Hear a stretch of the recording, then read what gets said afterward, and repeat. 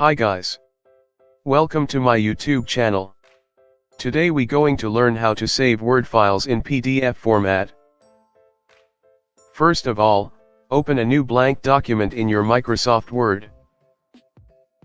Then, write your content in the document as you wish.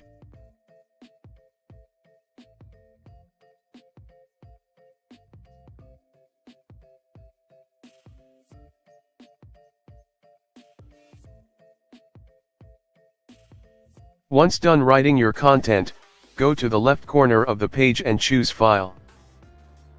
On the left column of the page, choose Save As. Then, choose where you want to save your file. Now, a box will appear. Name your document as you wish.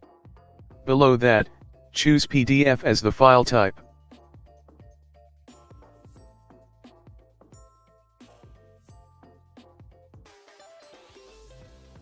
Click Save.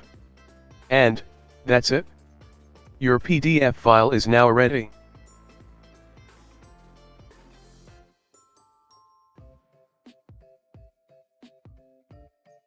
Thank you for watching.